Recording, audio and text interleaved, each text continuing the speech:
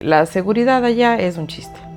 O sea, allá los presos que tienen dinero y que tienen conexiones manejan la prisión. Y si es que los guardias no les importaba mucho, nos dejaban solas. Se iban y nos dejaban en un cuarto solas con los presos. ¿Nunca te pasó nada? Nunca me pasó nada. La universidad no te prepara para lo que realmente es psicología. Uno se conecta con las historias de los pacientes y ese momento tienes que actuar como yo estoy bien, yo soy el profesional, yo le tengo que guiar, pero por dentro uno está totalmente movido. No puedo llevarme esto tampoco a mi casa, no puedo llevarme ese estrés o la tristeza, porque uno ve eso todos los días, casos difíciles. Nacemos con esa codificación genética que no controlamos. O sea que si uno se conoce a uno mismo puede hacer grandes cosas.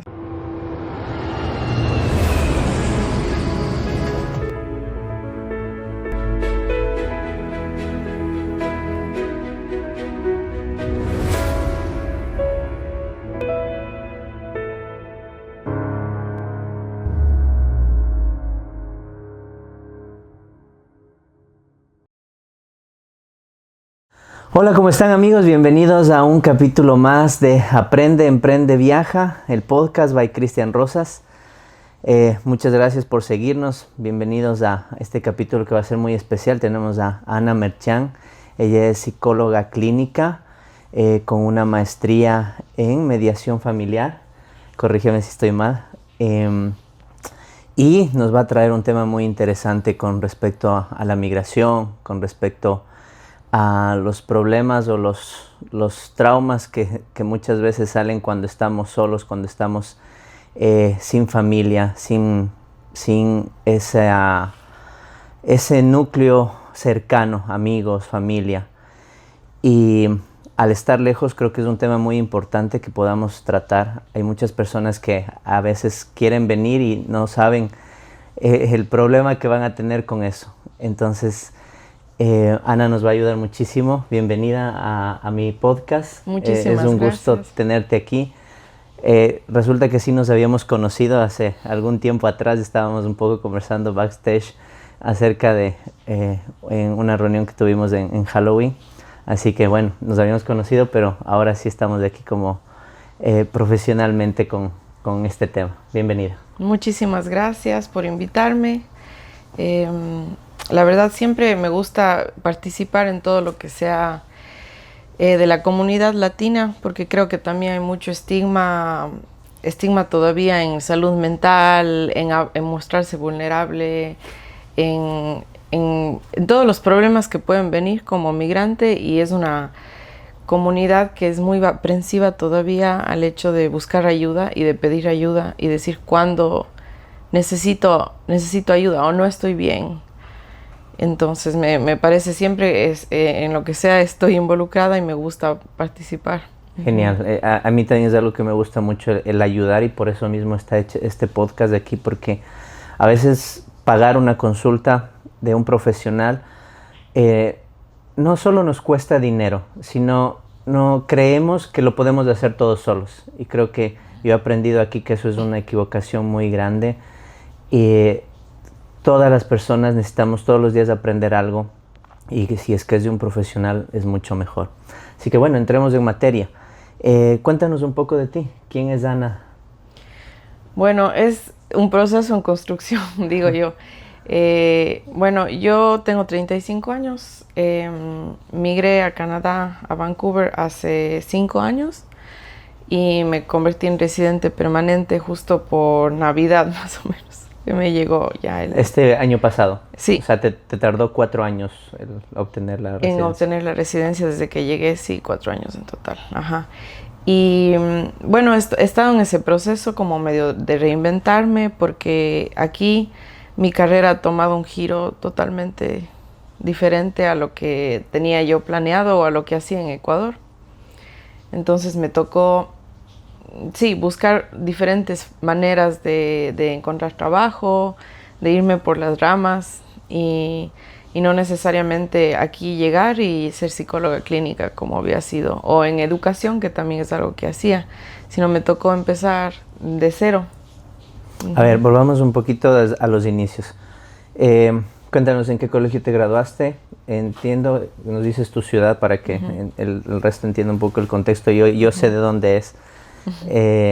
Y de hecho, qué coincidencia, ¿no? Es la segunda persona de Cuenca que está aquí. Entonces, cuéntanos un poco, ¿cómo estudiaste? ¿Qué sentiste o por qué decidiste estudiar psicología? Y bueno, yo soy de la ciudad de Cuenca, Ecuador. Yo inicialmente tenía un plan totalmente diferente. Yo quería estudiar veterinaria. Okay. Porque me encantan los animales, siempre he sido animalista, protección de los animales. Y eso era lo que yo iba a hacer, según yo, en mi carrera, eso iba a hacer. Y cuando me gradué, bueno, yo estudié en un colegio particular, CEDFI se llama. Y cuando me gradué, decidí, bueno, me dieron mis papás la oportunidad de ir a Inglaterra a un año de estudiar idiomas, o sea, estudiar inglés.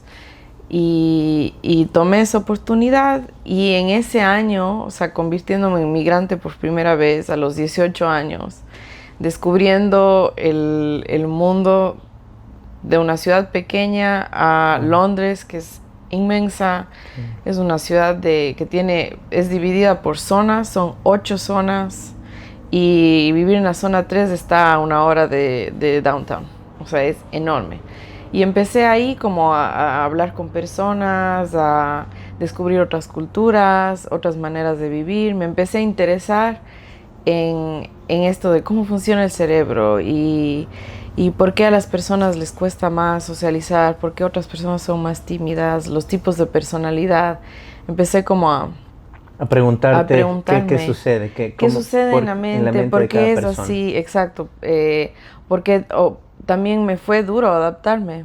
Eso que estaba feliz, pero fue duro. Una sociedad mucho más fría. El inglés, o sea, según yo hablaba bien inglés, y el rato que llegué allá, o sea, inglés británico y un choque tremendo. Fue un choque bastante fuerte. Entonces me puse a pensar como que estaba sintiendo esa depresión o ese extrañar a casa, pero a la vez sentirme mejor siendo yo misma fuera de mi casa, y todo eso me hizo preguntarme cómo funciona el cerebro, cómo funciona la mente, cómo se desarrolla la personalidad. Y ahí cuando regresé decidí, voy a estudiar psicología, pero no es algo a lo que le había dado mucha cabeza, no había pensado mucho si eso era lo que yo quería hacer, pero dije, eso voy a hacer, voy a tomar el propedéutico y voy a ver qué tal. Y me quedé en la carrera y me gustó muchísimo, aunque es una carrera muy fuerte, pesada. Son 5 años y como es clínica se estudia muchísimo de la parte médica, de fisionomía, farmacología. Cuéntanos un poquito. Entiendo que hay diferentes tipos de psicología, ¿no? Uh-huh. Y estoy seguro que las personas que nos están viendo tienen esa pregunta. ¿Cuál es la diferencia o sea, qué tipos de psicología hay y qué se diferencia en cada una de ellas? Bueno, hay muchísimas ramas, pero las más comunes son, bueno, la psicología organizacional, que es la para empresas, recursos humanos. Esa se va más por el área administrativa de procesos de contratación. La psicología clínica, que es la que yo me especialicé, en donde se estudia al ser humano desde la parte biológica y desde el desarrollo de la personalidad, traumas, desarrollo. Y está la psicología educativa, que estudia la mente y el desarrollo, pero desde la perspectiva para educación. O sea, cómo aprenden los niños, cómo aprenden los adolescentes, y es más para escuela o para colegios. Esas son las 3 ramas en las que se divide, por ejemplo, en Ecuador.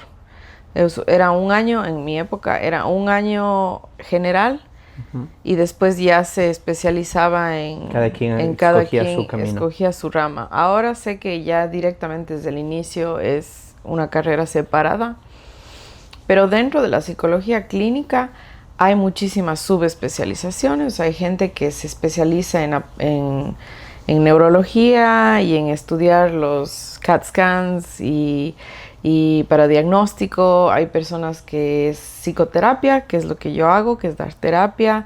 Hay personas que están en investigación, en psicología más del desarrollo, con niños, geriátrica, con adultos mayores, de parejas, de familia. En hospital psiquiátrico, la psicología clínica psiquiátrica, que es ya para pacientes que están internados con trastornos mentales, por ejemplo. Que imagino que esa es la más fuerte, ¿no? Es la más fuerte. Yo en eso hice prácticas en Ecuador.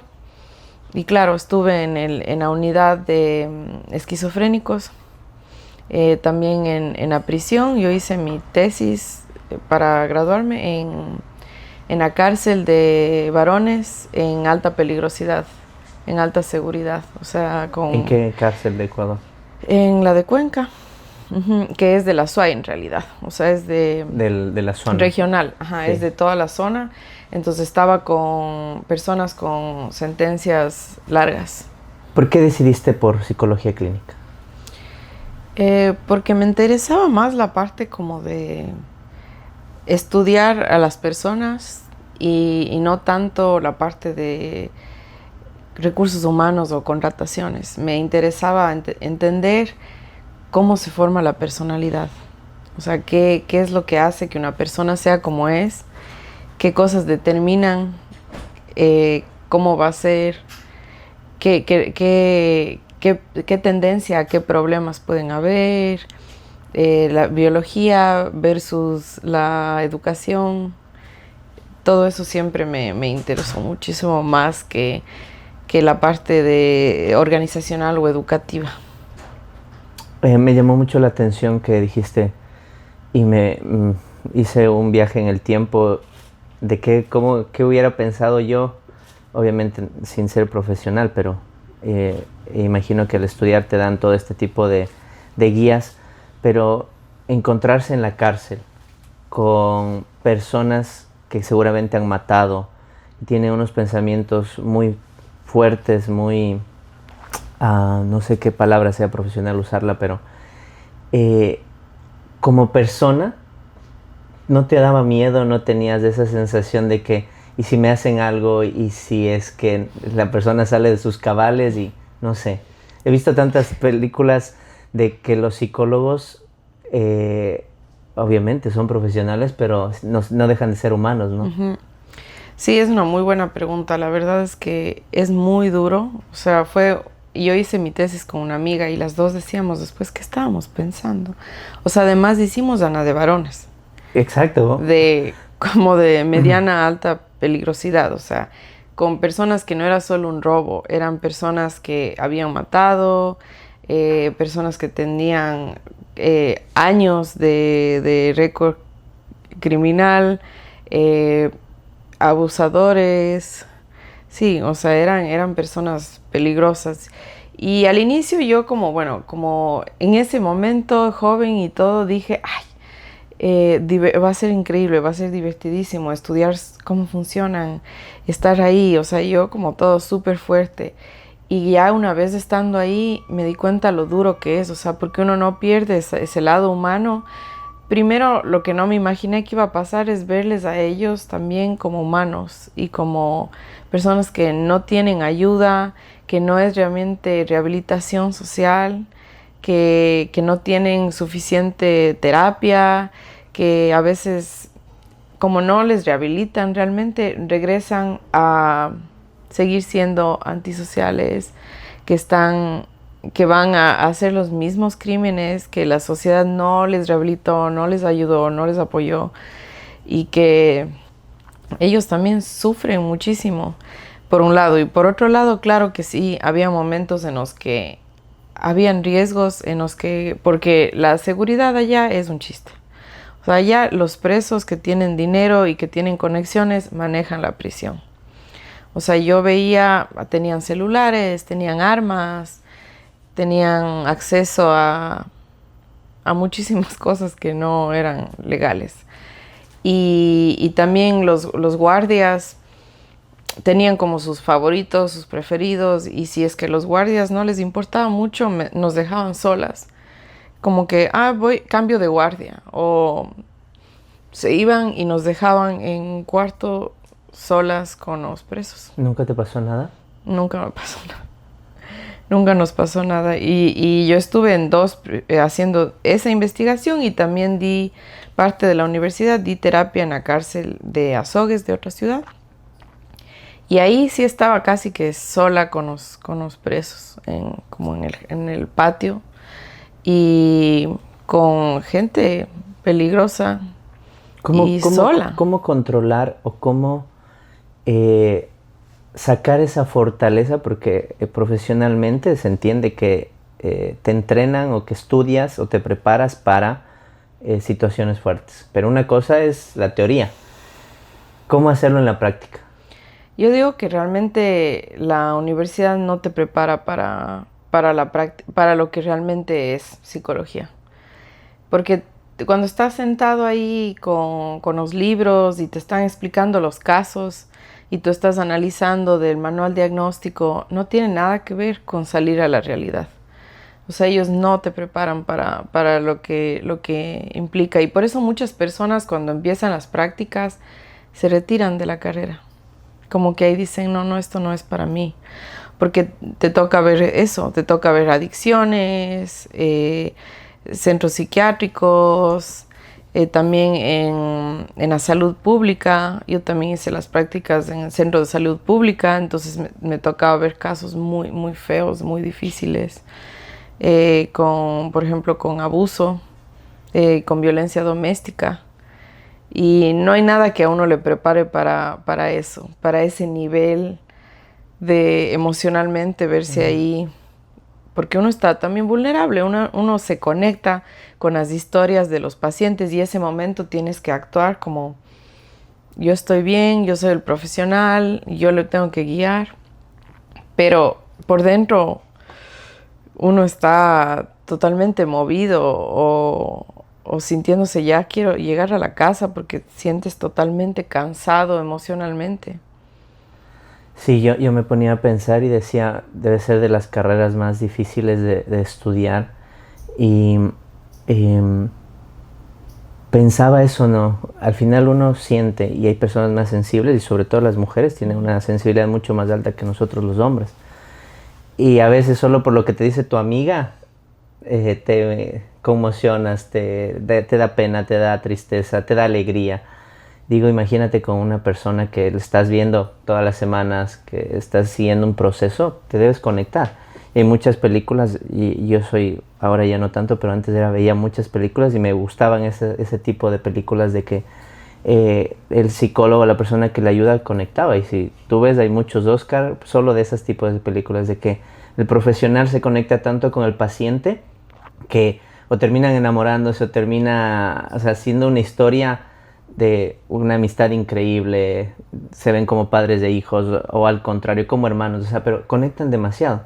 Entonces, entiendo que dices que es porque que no, más allá de lo profesional, te vas adaptando, o sea, la experiencia te va obligando a adaptarte a la situación en ese momento. Sí, y ahí lo difícil es para muchas personas mantener el profesionalismo, porque por más empatía que tengas con esa persona, tienes que recordar que eres el psicólogo y que no puedes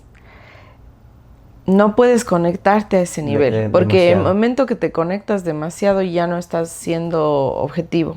Claro. En una sesión, por ejemplo, o en la terapia, o si empiezas a verle con ese rol como paternalista, o como hermano, como pareja, como mamá, como papá, porque claro que hay pacientes que te recuerdan a alguien, o que te da su caso, te da mucha ternura, o te da pena, o así, y no puedes, o sea, tienes que mantener eso, y eso es lo difícil, en lo que uno tiene que entrenarse a verlo como es profesional. Esto, no puedo llevarme esto tampoco a mi casa, no puedo llevarme ese estrés o la tristeza, porque uno ve eso todos los días, casos difíciles. Entonces no puede uno llevarse eso a la casa, no puede uno conectarse a ese punto, o sea, como que hay que mantener ese profesionalismo y eso es lo que es muy difícil. Y a mí me pasó que después de graduarme y de haber hecho mi investigación en la cárcel, yo sí necesité una pausa de psicología.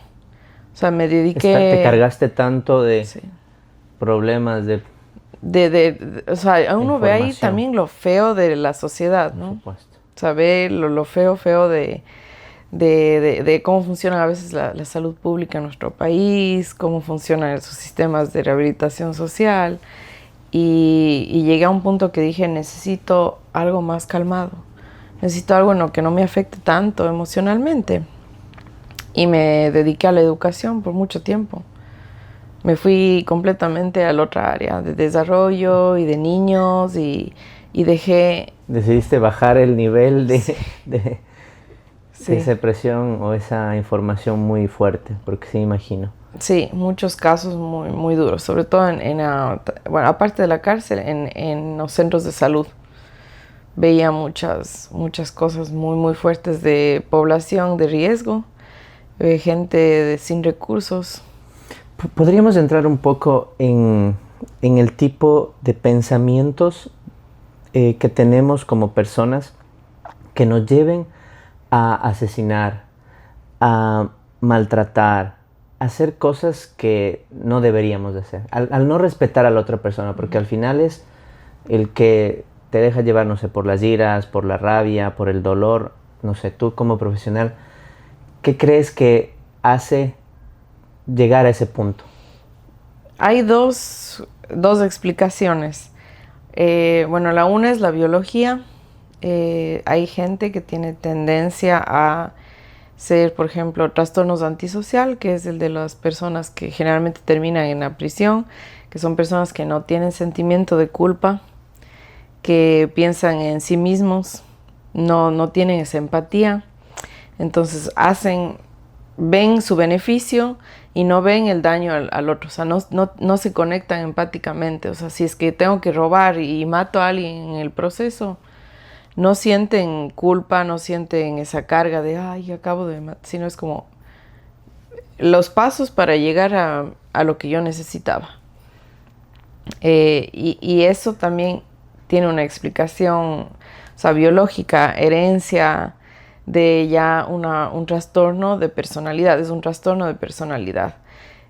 También los antisociales y los sociópatas, psicópatas, muchos tienen ya como una determinación genética en donde simplemente nacieron con una tendencia a un trastorno y no hay mucho que se pueda hacer, porque si ya es un trastorno, pues puede ser tratado, pero van a tener siempre esa tendencia. O sea, ya su cerebro funciona así.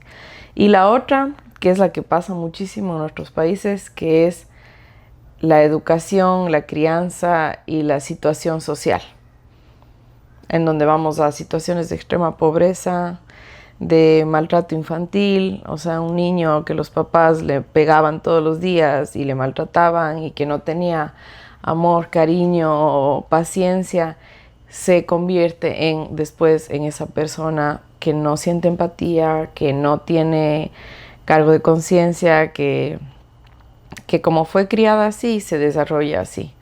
Entonces hay siempre esa lucha en psicología en saber si es que es crianza o genética. O sea, ¿qué pesa más?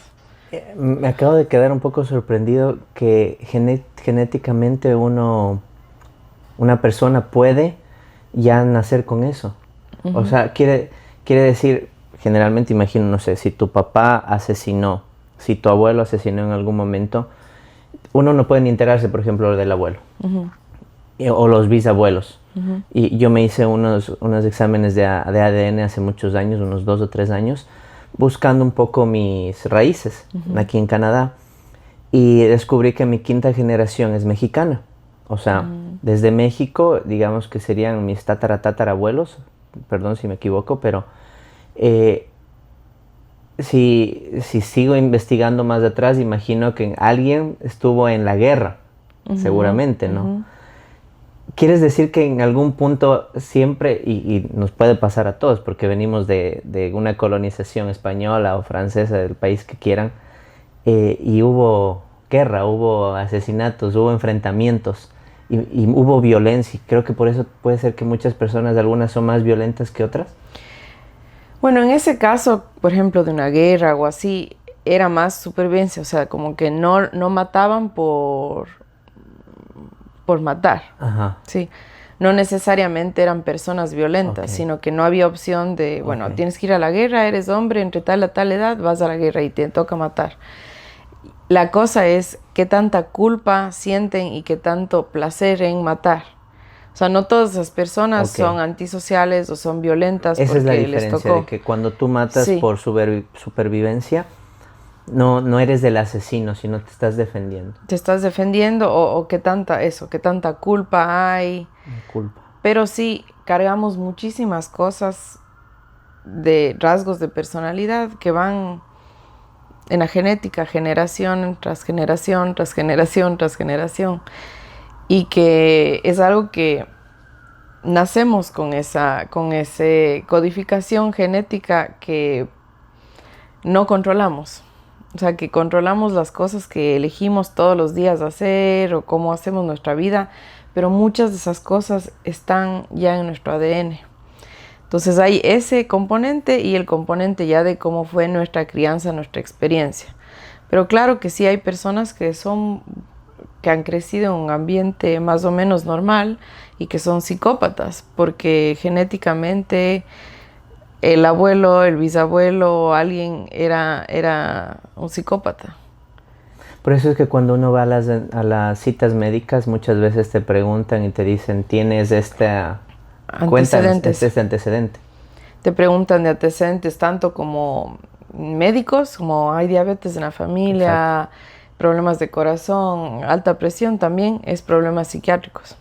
Claro. Porque hay una probabilidad, por ejemplo, tendencias a tener depresión está en la genética, tendencia a tener ansiedad está en la genética. Todas esas tendencias pueden estar en la genética y ya no dependen tanto de la persona. Me llama la atención y quiero seguir haciendo ahí un poco de pausa porque no sabía que estaba en la genética. Yo creí que uno dependía de tu personalidad, de qué hagas al ser cuando crezcas, de cómo, en dónde creces, del medio ambiente en el que creces. Porque obviamente si creces con violencia, vas a ser violento. Si creces sin amor, lo más seguro es que no puedas dar amor a las otras personas. Siempre he creído también que uno decide y es dueño de uno decide dónde estar, dónde va a estar. Yo siempre he creído desde hace muchos años atrás y creo que yo salgo siempre de ese molde porque al criarme solo, sin hermanos, al criarme sin padre, solo con mi mamá, hubiera tranquilamente y en varios puntos he comentado de que yo hubiera podido irme por la parte mala, ¿no? Por ser un delincuente, por estar en drogas, por estar en pandillas, porque en ese momento, a los 14, 15 años de mi vida, tuve esas dos opciones. Y obviamente apareció Dios, que para mí es muy importante, y me dijo como que te puedo rescatar, o sea, y tuve esa claridad y gracias a que mi madre también siempre estuvo ahí, no me fui por ese camino.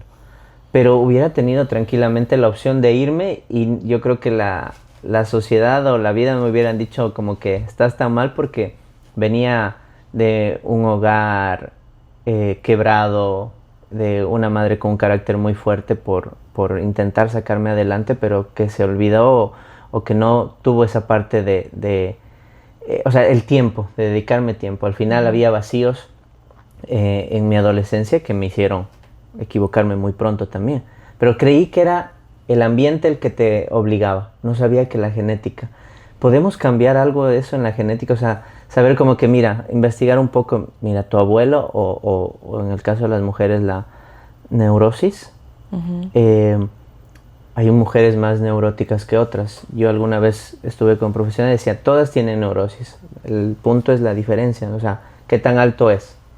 ¿Estoy bien o estoy un poco perdido? Bueno, ahora ya no está en los manuales diagnósticos la neurosis. Ya está descalificado pero bueno, aparte de eso, uno lo que puede hacer con respecto a la genética, que no es algo que uno puede modificar realmente, 100%, lo que uno puede hacer es investigar, o sea, tener el conocimiento por ejemplo, tuve un abuelo que tenía bipolaridad o tenía esquizofrenia, entonces averiguar, saber qué síntomas, por ejemplo, qué síntomas, qué cosas, a qué edad empezó el abuelo a tener, por ejemplo, sus primeros brotes psicóticos, o en qué momento empezó a presentar síntomas.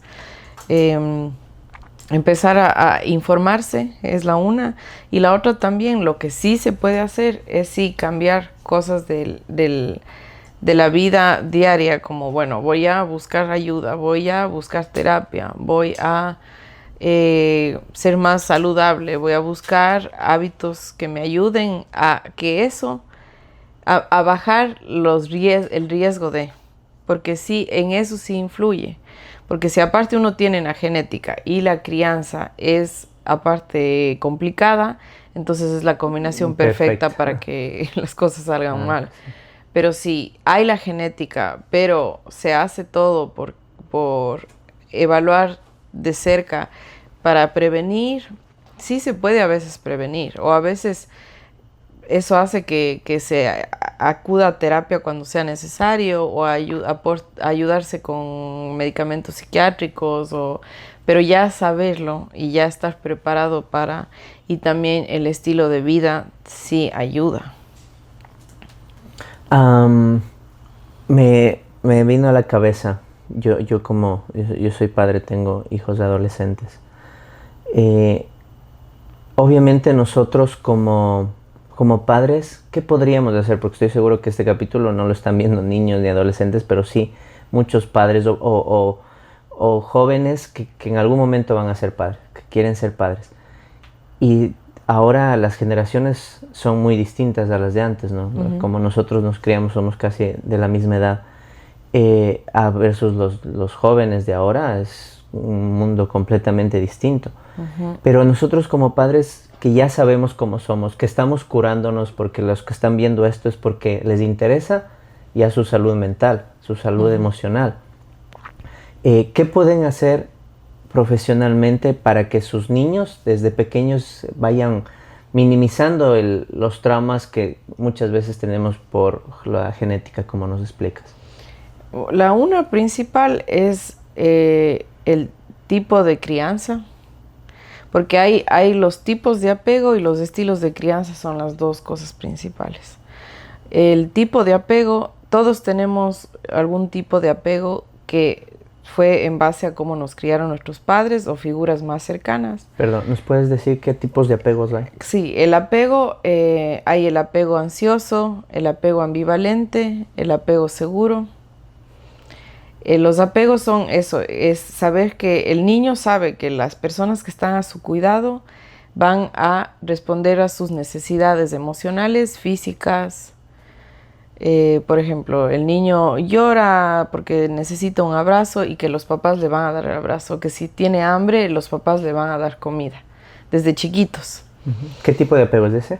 Ese es el apego seguro. El apego seguro. Es que un niño sabe que pase lo que pase, sus papás van a cumplir sus necesidades básicas. Uh-huh. Y no solo necesidades de que tenga alimento, ropa, comida, techo, sino que tenga también emocionalmente esa cariño, palabras de validación, abrazos que le hagan sentir querido, amado. Ese es el apego seguro. El apego ambivalente es el apego que tienen los papás, que cuando el niño se porta bien o es bueno o ellos están de buenas, le dan ese cariño, esa atención, pero cuando no. Entonces por eso es ambivalente, porque el niño no sabe en qué momentos sí va a recibir ese apoyo, esa ayuda, y en qué momentos no existes para nosotros. Okay. Que los papás ahí. Entonces eso genera adultos muy inseguros de mis acciones y mis actitudes van a depender que yo reciba o no a cariño o aprobación. Y el apego, ese es el apego ambivalente. Y el apego inseguro o el apego evitativo son los niños que lamentablemente tienen papás negligentes, en donde no fueron atendidas sus necesidades. A veces son familias de muy bajos recursos o puede ser familias de papás que no saben dar cariño, o muy autoritarios, que no le demuestran al niño que están ahí para él o que le dan lo que necesita. Pero es muy común eso en familias de muy bajos recursos, en donde los papás no pueden ofrecerle ni tiempo, ni calidad de cuidado, ni las necesidades básicas están cumplidas. Pero puede darse en cualquier tipo de familia. Entonces, según el apego que uno tiene, que los adultos tienen, es cómo se relacionan muchas veces con sus hijos. Y ahí está en donde esos adultos, siendo papás, tienen que romper con eso. Es decir, bueno, yo tuve este tipo de apego, pero yo voy a darle a mi hijo un apego seguro. O sea, demostrarle que le amo sin importar qué, sin importar cómo se porte bien o se porte mal, yo estoy aquí para ti. O tú tienes comida, alimento, techo, ropa y también cariño incondicional. A eso es la palabra, es incondicional. Digamos que ese es el tipo de apego que deberíamos dar a nuestros hijos. Apego seguro. El apego seguro. El apego seguro, que es eso, como te digo, en todas las áreas estén cumplidas siempre y hacerle saber que es amado incondicionalmente. Y educarle también, o sea, no es que haga lo que quiera, sino educarle, pero siempre con ese amor. A eso iba, porque creo que hay muchos tipos de personas, muchos tipos de padres, y ahora es muy común yo te doy todo lo que yo no tuve. Que no es lo correcto. ¿Verdad? Todo extremo para mí es malo. Sí, no es de eso, la gente se confunde a veces que ese apego es te doy lo que tú necesites, lo que quieras y ya, porque yo no tuve, y no es eso, o sea, es saber ese equilibrio, pero que el niño sepa que incondicionalmente es un acto de amor decirle, por ejemplo, no puedes meter los dedos en el cable, o sea, no puedes hacer eso porque te vas, o sea, explicarle, pero desde el amor, o también de no puedes hacer solo eso porque todavía no eres suficientemente grande y te vas a caer. No puedes subirte ahí, por ejemplo. Eso también es un acto de amor. No es darle todo a la hora que quiera y ese estilo parental que también está muy de moda actualmente, que es me olvidé el nombre, pero que es que el niño tiene la razón. O sea, que los niños hagan lo que quieran.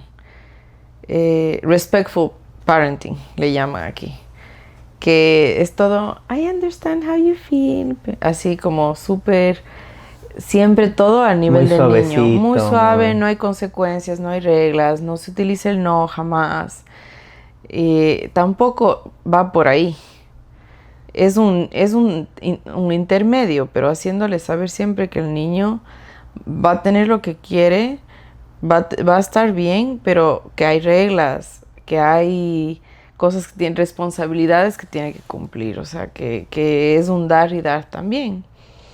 Esa es la una. Y la otra es ese es el tipo de apego y el estilo educativo, que el estilo educativo es el estilo autoritario, el permisivo, el democrático y el negligente.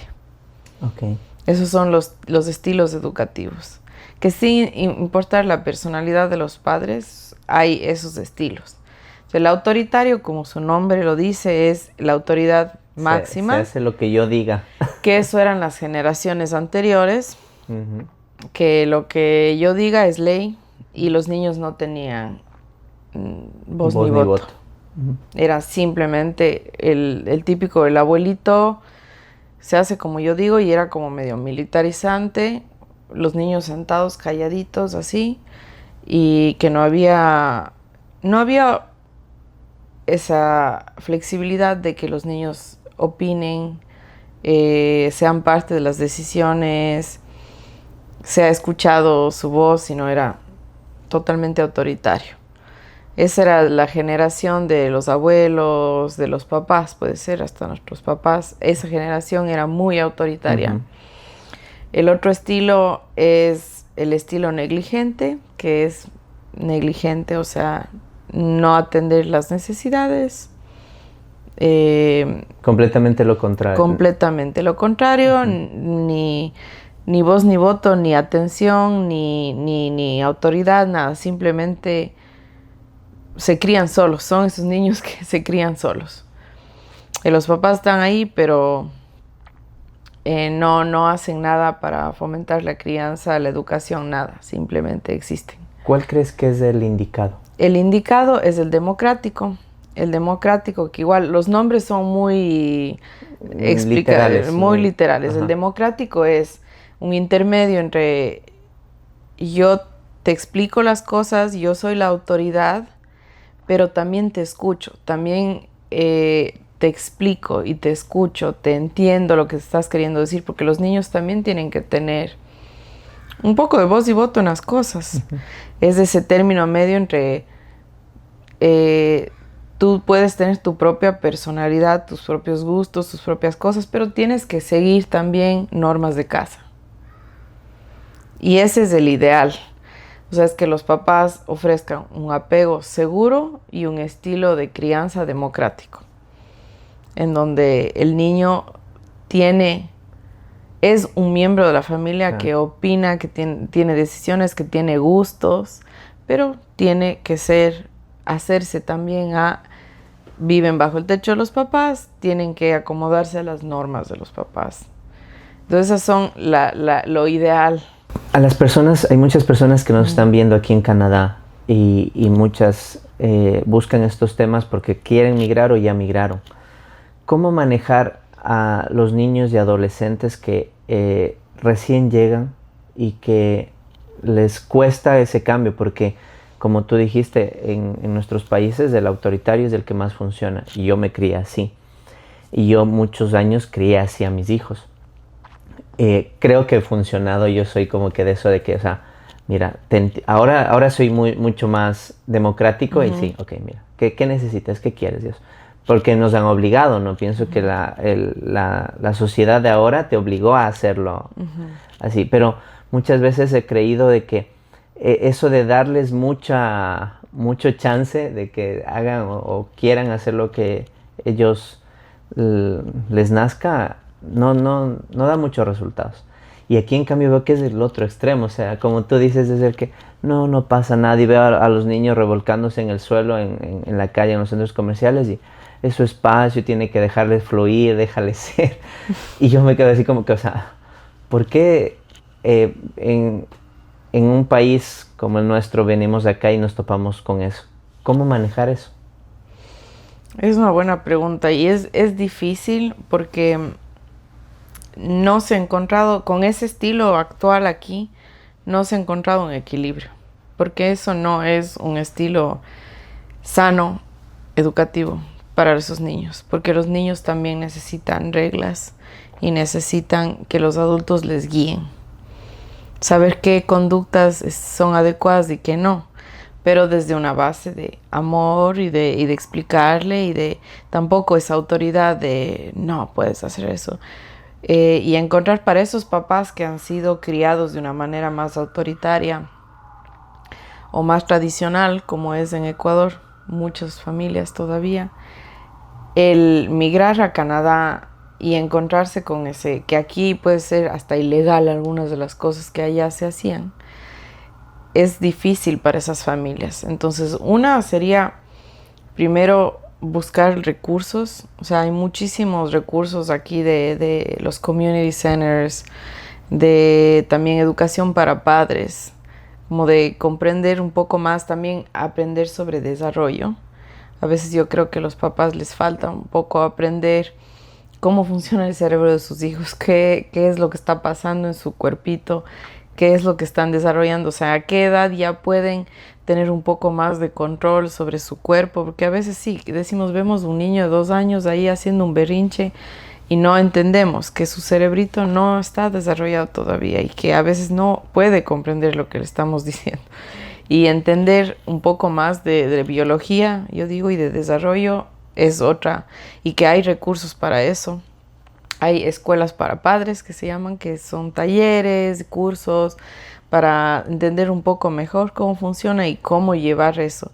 Pero yo también sí creo que es importante respetar el estilo que ellos ya tienen. O sea, que no tienen que convertirse en esos padres hiperpermisivos como es aquí, de ese respectful parenting, que va más allá, ya no es respectful parenting, es ya haga lo que quiera, negligencia. Ellos le ponen ese título, pero realmente yo he visto que están justificando un estilo que no está bien. O sea, yo trabajé aquí en educación también y vi mucho eso. O sea, y los niños necesitan más estructura. Claro. Necesitan más reglas, un poco más de esto límites. Sí se hace, esto no se hace, y explicarles puede ser con amor, pero mira, no está bien lo que estás haciendo, no puedes hacer eso, explicarle y ponerle límites. Entonces sí es difícil para esos padres llegar y no saber, además en otro idioma, en otra cultura, qué hacer, si están haciendo bien o no están haciendo bien, cómo están educando a sus hijos. Y probablemente lleguen a un término medio entre el autoritarismo de Latinoamérica y entre este extremo. Tal vez aprendan a llegar a ese término medio. ¿Tú tienes una idea de hace cuántos años empezó esto del respectful parenting? Porque algo que yo he detectado, y no de ahora, no, hace un par de años yo ya conversaba y me daba cuenta de que tú vas en la calle y el canadiense promedio de entre 25 y 40 años, le ves muy tranquilo, muy respetuoso, muy considerado.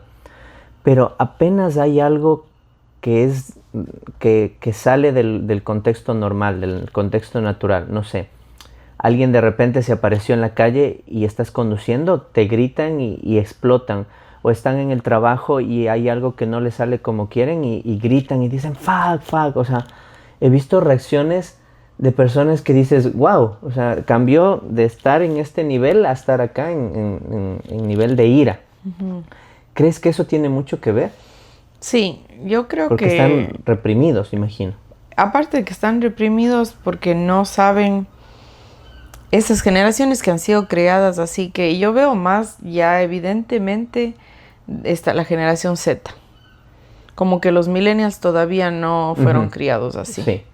Entonces la generación Z, que son personas desde los mayores de la generación Z que tienen 26, creo. 2010 puede ser. Ajá, más o menos esa edad. Hasta ya la última generación, ya no sé cómo se llama, pero son hasta niños más o menos de 10 años, ¿no es cierto? Esa generación, como no les han enseñado límites ni cómo tolerar la frustración, porque todo ha sido a la hora que ellos quieren, como ellos quieren, no hay reglas, no hay límites, ellos pueden comer en donde quieran, hacer lo que les dé la gana, hacer un berrinche, y los papás, entiendo cómo te sientes, y que nunca les han puesto una regla. Son personas que van a la sociedad ya cuando son adultos jóvenes y no tienen resiliencia, no tienen tolerancia a la frustración, no tienen paciencia. No saben cómo manejarlo. No saben cómo manejar esas emociones porque nunca nadie les enseñó, porque el mundo funcionaba como ellos querían. En la escuela no tienen muchas tareas tampoco, aquí no, es bastante permisivo también el ambiente escolar, hacen lo que quieren, lo que les da la gana, les dejan ver muchísimos videos, televisión, celular, no tienen que nunca acomodarse a, o sea, el mundo gira alrededor de su comodidad, y el rato que llegan al trabajo, a su primer trabajo, al mundo real, tienen un shock de que el mundo no funciona así, de que el mundo no funciona como ellos creían. Y eso yo veo día tras día en la generación Z. O sea, las tasas de desempleo, pero no es porque, a ver, sí, está difícil encontrar trabajo, pero a veces es que no se adaptan. O sea, a la mínima renuncian, a la mínima ya no me gustó, a la mínima explotan.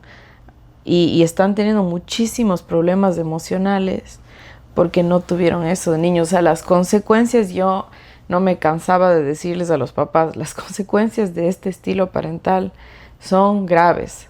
Va a sufrir, o sea, va a sufrir muchísimo el primer día de universidad o el primer día de su trabajo, en sus relaciones. Se puso difícil, ya no me gustó, grité, ya no, porque de niño nadie le puso un límite. Entonces son personas que les cuesta mucho relacionarse ya a un nivel más profundo, ceder, porque así son las relaciones, son ceder, son a veces estar en momentos incómodos, en saber buscar lo mejor para el otro también. Y a dejar de pensar que eres el centro del mundo y entender de que a la otra persona también. Sí, son personas muy narcisistas también. Y con las redes sociales también son personas que no, o sea, que su mundo está en likes y en aesthetic y en fotos y así, y que tampoco saben muy bien el mundo real fuera de esa realidad, de su casa o del internet.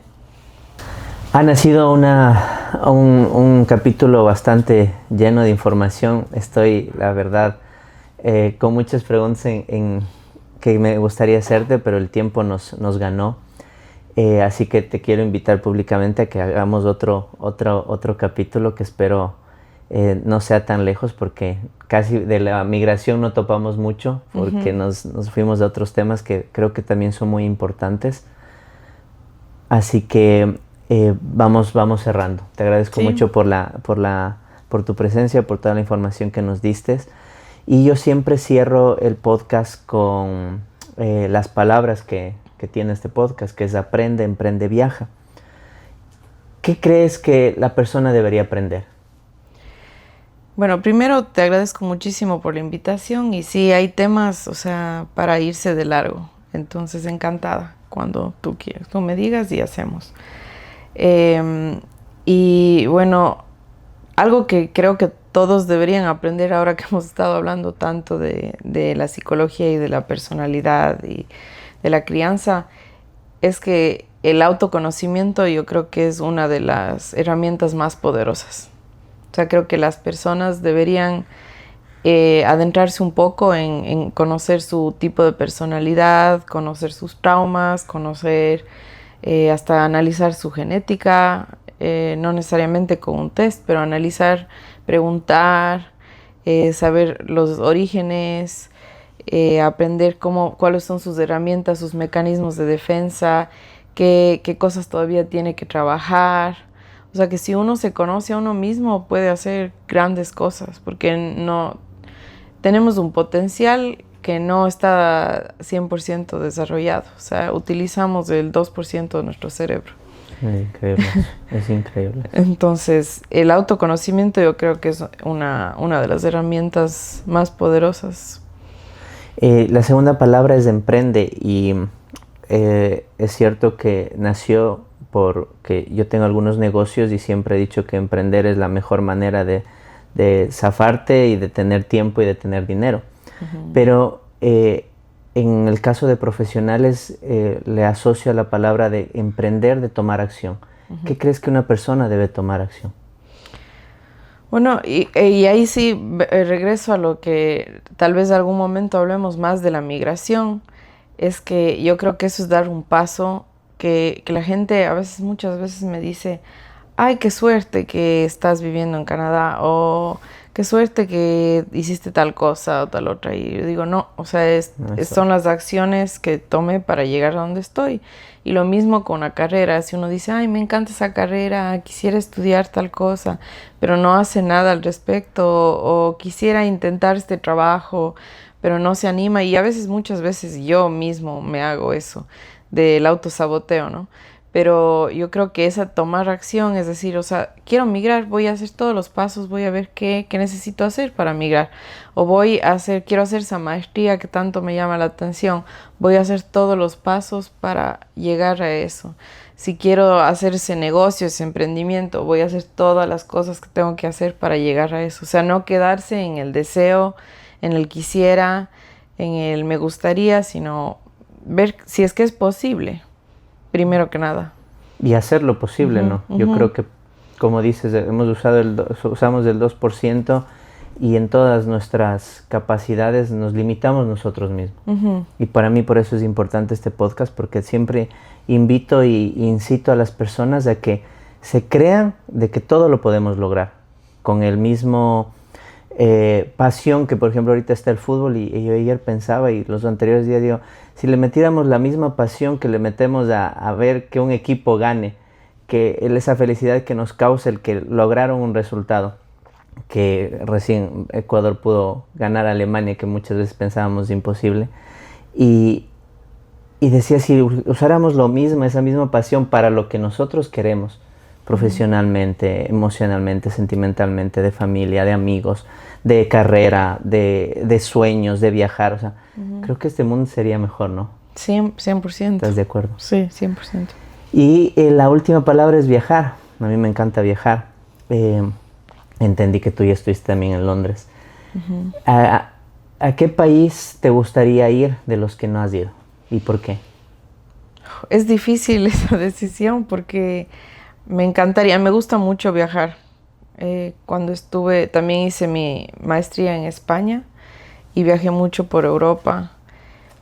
También he viajado por Estados Unidos, algunos países de Sudamérica, pero hay tanto que por conocer. Yo creo que algo que no conozco, no sé si es que un país específico, pero no conozco Asia. O sea, conozco África, conozco Europa, conozco América, o sea, el continente, pero no conozco nada de Asia. ¿Qué país? Debes decirme uno. Tailandia, creo. Tailandia. Me gustaría Indonesia, Tailandia. Están como en mi Nepal. Está en mi bucket list. Sí. Yo conozco Indonesia. Fui a Bali y está increíble. Está increíble, está muy bonito. Me encantaría conocer. Y de los que has ido, ¿cuántos países conoces? Uy, son bastantes. ¿No has hecho una lista? No he hecho una lista. Debería ser. Deberías de hacerlo. Debería ser. Pero yo creo que debe estar por los 13, 14. Ok. Sí. ¿Cuál es el que más te ha gustado y por qué? Yo diría que España, porque bueno, le tengo ese cariño por el año que estudié ahí, la maestría que hice ahí y las oportunidades que tuve de viajar ahí en España, localmente, que es distinto cuando uno va de viaje a algún lado y estás unos días y conoces todo lo que puedes y ya. Yo estuve un año explorando el país. Y yéndome a los pueblitos, a lugares que no son tan turísticos, a conocer la cultura desde dentro. Y ahí es cuando uno se enamora de lo del interior, no solo lo que es las partes turísticas y bonitas. Sino los pueblitos chiquitos, que solo viven ancianos o así, pueblos mágicos, chiquititos, y conocer a la gente. La gente es muy linda allá también. Y la facilidad de viajar en general desde España como centro. Pero sí, o sea, le tengo mucho cariño por mi año de maestría allá. Muy bien, te voy a hacer tal vez la última pregunta que espero que no sea tan incómoda, pero ¿qué es Dios para ti? Tengo una relación, bueno, no soy religiosa, primero fui criada católica, pero no practico. Para mí Dios es como una energía en el universo. Para mí tiene mucho más que ver con la ley de karma y dharma. No sé si conoces, como que lo que uno hace se devuelve. Y ahí hay también en la Cábala, no sé si has leído un poco, pero hay un concepto que me parece muy, muy importante, que es as above, so below, que es de lo que pasa arriba en otros planos, tiene resultado abajo, y así, como que de ambas maneras. Lo que está pasando en este plano y lo que estamos haciendo tiene un resultado en otros planos. Como yo creo mucho en la ley de causa y efecto. O sea, que uno recibe lo que uno es. Y también eso con la relación con la divinidad o con Dios. No creo en ir a rezar o ir a la iglesia, sino que uno tiene que hacer el bien para recibir el bien. Es importante creer en algo. Sí, sí, eso sí. Creo en algo, no me gustan las instituciones religiosas, pero sí creo en ¿Crees que hay que algo hay más algo grande? más grande que uno mismo. Ujú. Sí, y me encantó cerrar con esta pregunta porque algo que yo estoy practicando mucho es eso, ¿no? El equilibrio entre cuidar tu mente, el aprender más, Ujú. el cuidarte físicamente con tu cuerpo, comiendo, haciendo ejercicio, porque si tu cuerpo y tu físico no está bien, nada va a estar bien. Ujú. Y siempre también incito a las mentorías que doy uno a uno, es en el que tú tienes que creer en algo. No te digo de esta religión, pero sí creo que yo creo en Dios y muchas personas lo hacen, de que si crees en Dios, te vayas en eso. Si crees en la energía, si crees en los universos, como he dicho, o sea, no importa, pero cree en algo, porque debes saber que algo más grande necesita, el ser humano creo que necesita eso. Si Ujú. no se vuelve, Es como ese, sí, creer en algo más ajá, que hay algo para no más. ser tan vacío Exactamente. la realidad, solo lo que existe aquí, ahora, este rato que vemos, sino algo más. Pero es un concepto complejo porque cada persona Por tiene supuesto. su forma de creer. Perfecto, Ujú. Ana. Muchísimas gracias por tu visita, por todo lo que nos has enseñado. Quedamos con varios temas pendientes, estoy seguro. Si quieren, nos pueden comentar qué quisieran hablar en el siguiente capítulo con Ana, que seguro se prestó y vamos a filmar otro. Cuéntanos en dónde te podemos encontrar. Hay mucha gente que le va a interesar tener sesión contigo, así que Sí, bueno, a los compañeros ecuatorianos estoy también en de emprendedores, en el WhatsApp de emprendedores. Eh, Me pueden buscar ahí para contactarme si quieren una sesión. Por ejemplo, estoy ofreciendo online sesiones a y, y, y hispanohablantes tus redes para entrar un poco en en mis contexto. redes. Estoy como Alquimia Wellness en Instagram.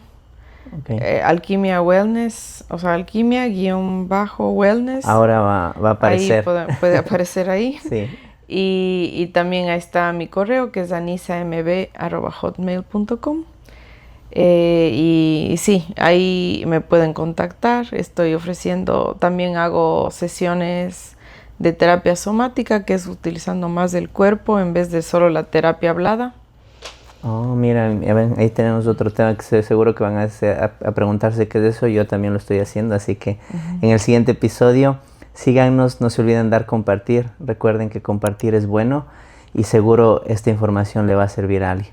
Gracias por vernos por completo y les esperamos del siguiente capítulo.